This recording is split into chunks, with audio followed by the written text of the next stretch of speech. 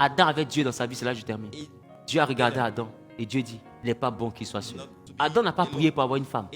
Quand Dieu est dans ta vie, il arrive à voir ce qui manque à ta vie. Et c'est lui-même qui appelle à l'existence ce qui manque à ta vie. Adam n'a jamais dit à Dieu, Seigneur, je veux une femme. Mais il avait la plénitude de Dieu à ses côtés. Et Dieu regarde son environnement. Dieu voit qu'il n'a pas de femme. Dieu dit, il n'est pas bon qu'il soit seul. Je ferai pour lui une aide semblable. J'ai donc conclu qu'on ne prie pas pour le mariage. On prie pour avoir Dieu. Quand Dieu est présent, autant marqué. Lui-même, il regarde et puis il dit, ma fille, là, il n'est pas bon qu'elle soit seule. Lui-même, il crée les conditions. C'est le mariage que tu forces, on te gifle. J'aime me marier. Vous voyez, il a gaspillé trop d'opportunités. Ce frère-là, seulement, je vais me concentrer, je vais changer de vie, je vais me concentrer une bonne fois pour toutes. Et puis, j'ai marié. Le mariage n'est pas le fruit d'une concentration. Adam avec Dieu, Dieu m'a décrété son mariage. Et ça s'est fait. Salomon, vous pensez qu'il n'avait pas besoin d'argent? Dieu lui demande, qu'est-ce que je peux faire pour toi? Il dit à Dieu, je vais être rempli de ta sagesse, de ton intelligence, pour gérer ton peuple. La Bible dit, ça ne demande plus à l'Éternel.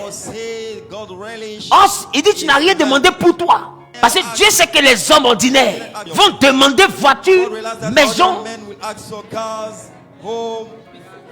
Mais là, est-ce que je peux te faire remarquer quelque chose? Tiens la richesse. Tiens la gloire. Il a pris jusqu'à 1000 femmes. Dieu ne s'est pas fâché. Dieu s'est fâché parce qu'il a adoré le Dieu de ses femmes.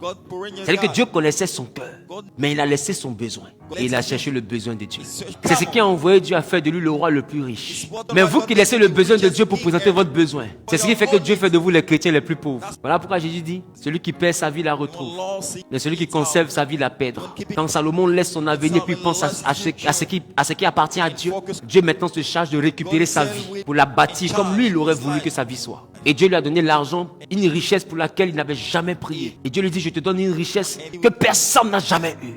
Ni avant toi, ni pendant ton règne. Aucun homme ne peut atteindre ce que moi je te donne. Et plus tard devant là-bas, Salomon dit, la sagesse est bien. Oh, cette sagesse, je l'ai demandé. Il dit cependant, la sagesse du pauvre est méprisée. Il dit, c'est pas toi. Ça t'a frôlé. C'est que tu dis, ça t'a frôlé. Tu as demandé sagesse. Et puis demain, tu dis, sagesse est bien. Hein? Mais quand tu es pauvre, tu es sage, là, on ne t'écoute pas. Il dit, et les parents ne sont pas écoutés. Dieu sait que quand tu es rempli du Saint-Esprit seulement, là, on ne t'écoute pas. Mais il te dit, demande l'Esprit. Quand il va te donner l'Esprit, l'Esprit va faire que pour t'écouter. C'est le Saint-Esprit qui en toi qui a commencé à tirer les clients. Et tes collègues vont voir que ton magasin est toujours rempli. Et puis ils vont venir demander, mais c'est quoi ton secret? Et à cause de ta réussite, tes collègues vont t'écouter. Parce que les hommes écoutent ce qu'ils voient. Et c'est pourquoi les hommes demandent ce qu'on peut voir. Alors puisque nous marchons sur ce que l'œil n'a pas vu, alors nous demandons ce que l'œil ne voit pas. Afin qu'à partir de ce qu'on ne voit pas, que la foi devienne la démonstration de ce qu'on ne voit pas et la manifestation de notre espérance. Il est important de comprendre. Arrête de demander ce qu'on voit. Demande ce qu'on ne voit pas. Parce que la Bible dit les choses visibles ont été faites à partir des choses invisibles. Donc tout ce qu'on voit là vient de celui qu'on ne voit pas.